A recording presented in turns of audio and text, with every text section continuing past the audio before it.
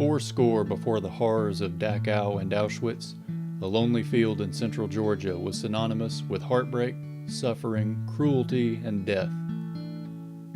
Captured by the Confederate Army in 1864, many unlucky Union prisoners of war faced an arduous journey by foot, boat, and train to what would be their new home for several months of unspeakable misery.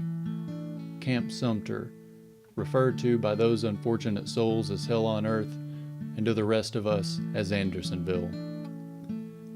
At the height of its 14-month existence, the camp, which was designed to hold 10,000 men, imprisoned more than 32,000 Union soldiers.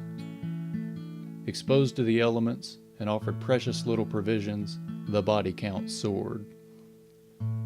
The prison itself was nothing more than an open field surrounded by a pine tree stockade wall. Within the stockade was a 10-foot barrier known as the deadline. Any soldier seen crossing the deadline was shot on sight by one of the sentry guards stationed along the outer wall. The guards, made up of Confederate men too young or old to fight, were often as young as 12 years old.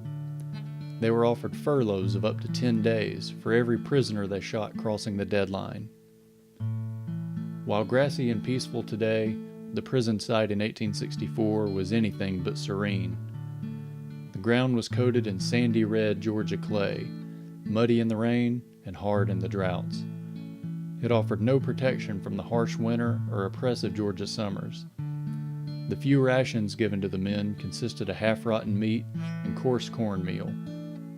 Malnourished and with no fruits, vegetables, or clean water supplied to them, disease and famine ran rampant. The camp closed at war's end in 1865. The commandant, Henry Wirtz, was arrested and became the only man of the entire Civil War to be executed for war crimes.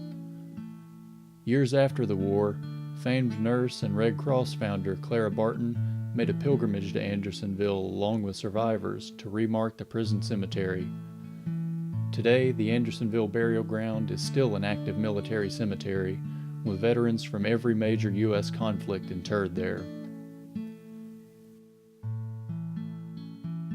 Of the 45,000 Union soldiers that passed through the gates of Andersonville, nearly 1 in 3 never made it out alive.